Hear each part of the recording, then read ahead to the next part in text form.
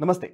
2001లో తొలిసారి గుజరాత్ ముఖ్యమంత్రిగా బాధ్యతలు స్వీకరించిన నరేంద్ర మోదీ గారు ఇప్పటి వరకు 3 సార్లు గుజరాత్ ముఖ్యమంత్రిగా, 3 పర్యాయాలు దేశానికి ప్రధానమంత్రిగా బాధ్యతలు నిర్వర్తిస్తూ ఉన్నారు. ఆయన అప్రతిహత విజయాలు, అసలు ఓటమే తెలియని ఆయన ప్రస్థానాన్ని గమనిస్తే చాలామంది ఆయనకి దైవబలం ఉందని, లేదా దేశాన్ని ప్రేమించే అనేక మంది దేశభక్తుల అండదండలున్నాయని, ఇంకా చెప్పాలంటే యతీశ్వరులు, మునుల ఆశీర్వాదాలున్నాయని, ఇలా అనేక విషయాలు చెప్తూ ఉంటారు. ఆయన ఒక కర్మయోగి అని కూడా అందరూ భావిస్తూ ఉంటారు. ఇవన్నీ నిజమే.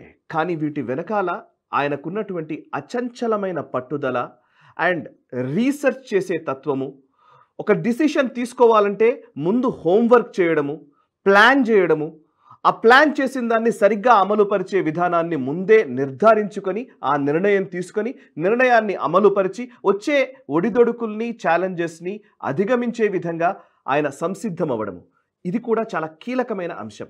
ప్రధాని నరేంద్ర మోదీ గారి గురించి ఇప్పుడు ఎందుకు చెబుతున్నాను అనంటే, వక్ఫ్ అమెండ్మెంట్ బిల్ అమల్లోకి వచ్చిన తరువాత ఆయన మొన్నే ఏప్రిల్ 17వ తేదీన బోరా కమ్యూనిటీకి సంబంధించినటువంటి కొంతమంది డెలిగేషన్తో ఆయన సమావేశమయ్యారు. ఆ సమావేశంలో ఆయన చెప్పిన కొన్ని విషయాలు ఒక రకంగా చెప్పాలంటే నిర్ఘాంతపోయే విధంగా, ఆయన ఇంత మెటిక్యులస్గా ప్లాన్ చేస్తారా అనే విషయాన్ని తేటతెల్లం చేస్తున్నాయి. ఆ విషయాలు నేను మీతో పంచుకుంటాను. ఈ వీడియోని పూర్తిగా చూడండి, 10 మందికి షేర్ చేసే ప్రయత్నం చేయండి. అండ్ నాకు తెలిసి ఇది ఏ ప్రసార మాధ్యమంలోనూ ఈ అంశాలు మీతో పంచుకోలేదు. సో నేను చాలా కాన్ఫిడెంట్గా చెప్తున్నాను, ఈ వీడియోని పూర్తిగా చూడండి. సో ప్రధాని నరేంద్ర మోదీ గారు తీసుకున్న నిర్ణయాలు, ఆయన ప్రధాని అయిన తర్వాత డిమానిటైజేషన్, జిఎస్టీ, ఆర్టికల్ 370 రద్దు, ఉమెన్స్ రిజర్వేషన్ బిల్, ఇప్పుడు వక్ఫ్ చట్టం, ఇవన్నీ కూడా, ఇవి మాత్రమే కాదు ఇంకా అనేక సంచలన నిర్ణయాలు ఉండవచ్చు. కానీ ఇవన్నీ కూడా వెనకాల ఒక విపరీతమైనటువంటి కృషితో, ఒక హోంవర్క్ జరిగిన తర్వాత, మెటిక్యులస్ ప్లానింగ్ అంటే చిన్న చిన్న విషయాల్ని కూడా వదిలివేయకుండా చాలా సమర్థవంతంగా ప్లాన్ చేసి వాటిని అమలు చేశారు. అందుకే అవన్నీ కూడా సక్సెస్ఫుల్గా నడుస్తూ ఉన్నాయి. ఈ వక్ఫ్కి సంబంధించి చూసినట్టయితే ఈవెన్ ఆర్టికల్ 370 అప్పుడు కూడా నేను చాలా విషయాలు చెప్పాను, ఒక క్రోనాలజీ ఉంది అని. 2014లో ప్రధానిగా బాధ్యతలు చేపట్టిన తర్వాత ఆపరేషన్ ఆల్అవుట్ పేరిట ఫస్ట్ టెర్రరిస్టులందరినీ ఏరివేత చేయడం జరిగింది. ఆ తర్వాత పీడీపీతో గవర్నమెంట్ని ఫామ్ చేయడము, ఆ తర్వాత అనేక పరిణామాలు, ఒక్కొక్కటి కాదు, 2 కాదు, చాలా విషయాలు, ఆర్మీ పరంగా కావచ్చు, లేకపోతే ఆర్థికంగా కావచ్చు, పొలిటికల్గా కావచ్చు, జ్యుడిషియరీ పరంగా కావచ్చు, అనేక అంశాలని పరిగణలోకి తీసుకుని ఆర్టికల్ 370ని రద్దు చేశారు. అది కూడా చివరి నిమిషం వరకు ఎవరికీ తెలియనివ్వలేదు. సో అలాగే చాలా నిర్ణయాలు జరుగుతూ ఉన్నాయి. ఇప్పుడు వక్ఫ్ విషయంలో కూడా ఇంచుమించు అలాంటి ప్లానింగే జరిగింది. అవి మీతో పంచుకుంటాను. సో ఫస్ట్ ఈ వక్ఫ్కి సంబంధించి ఎప్పుడు ఈ చర్చ మొదలైంది అనంటే, గుజరాత్ ముఖ్యమంత్రిగా ఉన్నప్పుడే ప్రధాని నరేంద్ర మోదీ గారు గుజరాత్ ముఖ్యమంత్రిగా ఉన్నప్పుడు కొంతమంది ముస్లిం ప్రతినిధుల్ని, అంటే ముస్లిం కమ్యూనిటీ అనగానే జనరల్గానే మన దేశంలో ఉన్న సమస్య ఏంటంటే ఎస్సీ, ఎస్టీ, బీసీ మైనారిటీలు అని రాజకీయ నాయకులు చాలా స్పష్టంగా చెప్తూ ఉంటారు. హిందువుల్లో మాత్రం ఎస్సీలు, ఎస్టీలు ఉంటారని, బీసీలు ఉంటారని, లేకపోతే మిగతా వాళ్ళకు వస్తే మాత్రం మైనారిటీలు అని అందరినీ ఒక ఘటన కడతారు.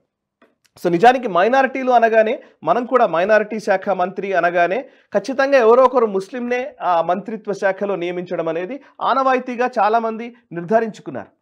కానీ నిజానికి మైనారిటీలు అంటే కేవలం ముస్లింలు మాత్రమేనా అంటే కాదు. ముస్లింలు ఉన్నారు, పార్సీలు ఉన్నారు, జైనులు ఉన్నారు, బుద్ధిస్టులు ఉన్నారు, లేదా సిక్కులు ఉన్నారు, క్రిస్టియన్లు ఉన్నారు. ఇలా చాలా మతాలు మైనారిటీల కిందకే వస్తాయి. కానీ మైనారిటీలు అనగానే కేవలం ముస్లింలు అనే ముద్రని ఎక్కువ మంది నిర్ధారించి అలాగే మాట్లాడుతూ వస్తున్నారు. ఈ నేపథ్యంలో మైనారిటీల్లో ముస్లింలు ఉన్నారు. అండ్ ముస్లింలు మాత్రమే కాదు, ముస్లింలో చాలా తెగలు ఉన్నాయి. అందులో ఉన్న తెగల గురించి పస్మందా ముస్లింలు కావచ్చు, మహమ్మదీయాలు కావచ్చు, లేకపోతే ఇప్పుడు కశ్మీర్ లాంటి ప్లేస్లోకి వెళితే బకర్వాలాలు కావచ్చు, లేకపోతే ఇంకా వక్ఫ్ అమెండ్మెంట్ యాక్ట్లో చాలా స్పష్టంగా వాళ్ళకు ఒక బోర్డు ఉండాలని చెప్పిన నేపథ్యం ఉంది. సో బోహ్రాలు కావచ్చు, లేకపోతే అగాఖానీ కమ్యూనిటీ కావచ్చు, ఇవన్నీ కూడా ముస్లింలలోనే ఉన్నటువంటి డిఫరెంట్ తెగలు. ఈ సెక్షన్స్ని దృష్టిలో ఉంచుకొని నిజానికి వక్ఫ్ బోర్డు విషయంలో ఒక ఖచ్చితమైన నిర్ణయం తీసుకుంటే ఎలాంటి నిర్ణయం తీసుకోవాలి, ఎలా ఈ వక్ఫ్ బోర్డుని సంస్కరించాలి అనే అంశానికి సంబంధించి గుజరాత్ ముఖ్యమంత్రిగా ఉన్న కాలం నుంచి ఆయన దీని మీద విపరీతమైన స్టడీ చేశారు అనేది తెలుస్తున్న విషయం. అండ్ అంతేకాదు ఈ కమ్యూనిటీస్కి సంబంధించి వాళ్ళని అప్రోచ్ అయిన విషయాలు కూడా ఉన్నాయి. సో 2013లో మనం చూస్తే 2013లో ప్రధానిగా మోదీ అభ్యర్థిత్వాన్ని ఖరారు చేసిన తర్వాత ఆయన ప్రైమ్ మినిస్టీరియల్ రేస్కి సంబంధించి ఆ క్యాంపెయిన్లో ఇన్వాల్వ్ అయినటువంటి ఒక బోహ్రా ముస్లిం బిజినెస్ మ్యాన్ ఉన్నారు. ఆయన ఎవరంటే జాఫర్ సరేష్వాలా అని. ఆయన చాలా కీలక పాత్ర వహించారు. అంటే మోదీ క్యాంపెయిన్లో ఉన్నటువంటి వ్యక్తి జాఫర్ సరేష్వాలా. అండ్ 2013 కాదు, ఆ తర్వాత నుంచి చూసినట్టయితే 2018లో బోహ్రా కమ్యూనిటీకి సంబంధించి మధ్యప్రదేశ్లో సైఫీ మస్జిద్ని నరేంద్ర మోదీ గారు వెళ్ళి సందర్శించడం జరిగింది. 2018లో సైఫీ మస్జిద్, ఇది బోహ్రా కమ్యూనిటీకి సంబంధించిన మస్జిద్, దానికి ఆయన ప్రధాని నరేంద్ర మోదీ గారు వెళ్ళడం జరిగింది. 2022లో మన హైదరాబాద్లో జరిగినటువంటి బీజేపీ నేషనల్ ఎగ్జిక్యూటివ్ కమిటీ మీటింగ్లో పస్మందా ముస్లింలకు సంబంధించిన ఒక ప్రస్తావన కూడా స్పష్టంగా చేశారు. అండ్ పస్మందా ముస్లింల గురించిన చర్చ గత 10 సంవత్సరాల్లో ఎక్కువగానే జరుగుతూ వస్తోంది. పస్మందా ముస్లింలు, మహమ్మదీయాలు, మెహదవియాలు, ఇలాంటి కమ్యూనిటీస్ గురించి మాట్లాడడం జరిగింది. అండ్ అంతేకాదు 2023లో ఉమెన్ రిజర్వేషన్ బిల్ తీసుకురావడం జరిగింది. మహిళలకు రిజర్వేషన్లు కల్పించాలనే బిల్ను తీసుకురావడం జరిగింది. 2023లోనే బోహ్రా కమ్యూనిటీకి సంబంధించినటువంటి అరబిక్ అకాడమీని మహారాష్ట్రలో ప్రధాని నరేంద్ర మోదీ గారే ప్రారంభించడం జరిగింది. ఇది బోహ్రా కమ్యూనిటీకి అవుట్ రీచ్. అండ్ మొన్న బోహ్రా కమ్యూనిటీకి సంబంధించినటువంటి డెలిగేషన్ ప్రధాని నరేంద్ర మోదీ గారిని కలిసినప్పుడు మోదీ గారు చెప్పిన మాట ఇది. బోహ్రా కమ్యూనిటీకి ఒక గురువుగా భావించేటువంటి వ్యక్తి, చాలా గొప్ప నాయకుడిగా భావించేటువంటి వ్యక్తి సయ్యద్నా సాహిబ్.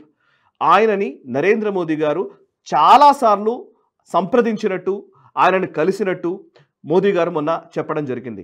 సయ్యద్నా సాహిబ్ గారితో అనేక సార్లు నేను ముచ్చటించాను. ఈ వక్ఫ్ బోర్డుకి సంబంధించి చేసే సంస్కరణల విషయంలో ఆయన అభిప్రాయాలు తీసుకున్నాను. ఆయన చెప్పిన చాలా అభిప్రాయాలు, చాలా సూచనలు, వాటన్నిటినీ కూడా మేము పరిగణలోకి తీసుకోవడం జరిగింది. ఆయనతో చర్చించిన తర్వాతే ఈ వక్ఫ్ అమెండ్మెంట్ బిల్ తీసుకురావడం జరిగింది అని మోదీ గారు స్వయంగా ప్రకటించారు. ఆయన చెప్పిన మాట ఏంటంటే, ఒకటి చదువుతున్నాను, అది నేను ఇంగ్లీష్లో దాన్ని ట్రాన్స్లేట్ చేసినటువంటి వాటిని చదువుతున్నాను. He said Syedna Sahib gave his full support and even sent members of the Bohra community to help with the legal review and drafting of the law. ఈ చట్టాన్ని డ్రాఫ్ట్ చేసే విషయంలో ఆయన సయ్యద్నా సాహిబ్ గారు అండ్ వారి శిష్యులు వాళ్ళందరినీ అనుచరులను పంపించి లీగల్గా ఉండే అంశాలకు సంబంధించి మాతో అనేక విషయాలు పంచుకున్నారు అండ్ డ్రాఫ్టింగ్లో ఇన్వాల్వ్ అయ్యారు అని ఆయన చెప్పడం జరిగింది. అంతేకాదు, if there is anyone who can present the best model of how the spirit of work should work and for whom it should be done, it's Syedna Sahib. నిజానికి ఈ వక్ఫ్కి సంబంధించి ఇది ఎందుకు చెప్తున్నాను అంటే, బోహ్రా కమ్యూనిటీకి ఉన్నటువంటి అనేక ఇష్యూస్ని, అంటే బోహ్రా కమ్యూనిటీ మాత్రమే ఉందా అంటే నాట్ జస్ట్ బోహ్రా కమ్యూనిటీ, షియా ముస్లింలు కావచ్చు, పస్మందాలు కావచ్చు, బోహ్రా కావచ్చు, అగాఖానీ కావచ్చు, ఈవెన్ కశ్మీర్ లాంటి ప్లేస్లో ఇందాక చెప్పినట్టుగా బకర్వాలాలు కావచ్చు, ఇట్లా రకరకాల మంది ఎవరైతే ముస్లింలలో ఉన్నటువంటి అణగారిన వర్గాలుగా, నిజానికి అణచివేతకి, వివక్షకి గురవుతున్న వర్గాలుగా ఉన్నారో వాళ్ళందరికీ వక్ఫ్ బోర్డులో రిప్రజెంటేషన్ ఇవ్వాలన్న సంకల్పంతోనే మేము ఈ చట్టాన్ని తీసుకురావడం జరిగింది అనేది నరేంద్ర మోదీ గారి ఉద్దేశం. ఇదంతా ఎందుకు అనంటే గనక, నిజానికి ఇప్పటి వరకు జరుగుతున్నదంతా కూడా ముస్లింలు అనగానే కేవలం కొన్ని వర్గాల వాళ్ళు, కొంతమంది మాత్రమే ఆ లబ్ధిని పొందుతూ ఉన్నారు. అండ్ వక్ఫ్లో ఇప్పుడు ఇన్ని వేల లక్షల ప్రాపర్టీలకు సంబంధించినటువంటి వాటిలో ఆధిపత్యం ఎవరిదైనా ఉంది అనంటే అది కేవలం ముస్లింలలోని ఉన్నత వర్గాలకు మాత్రమే చెందుతోంది. సో వాటిని కూడా వాళ్ళు మిస్యూజ్ చేస్తున్నారు.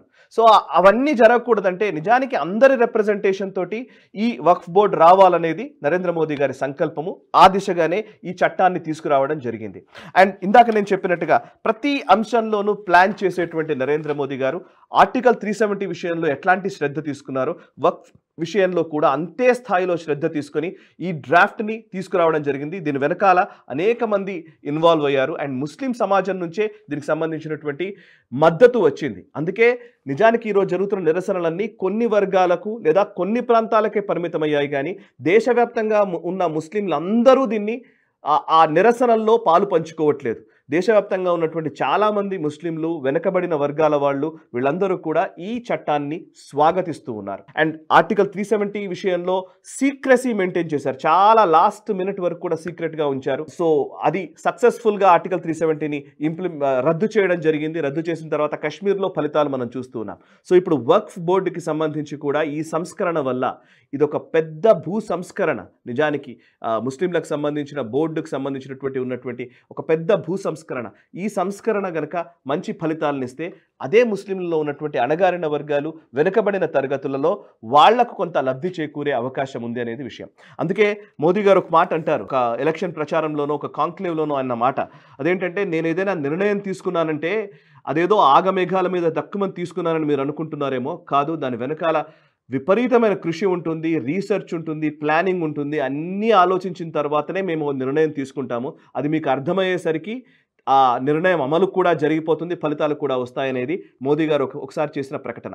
అండ్ అమిత్ షా గారు కూడా మొన్న మధ్యనే వక్ఫ్ బిల్లుకి సంబంధించి ఒక కాంక్లేవ్లో మాట్లాడుతూ ఆయన అన్నారు, ఇదేంటంటే మేము అన్నీ కూడా ఎలక్షన్స్ని దృష్టిలో ఉంచుకొని మీరు చేస్తారని మీరు అనుకుంటున్నారేమో, కాదు.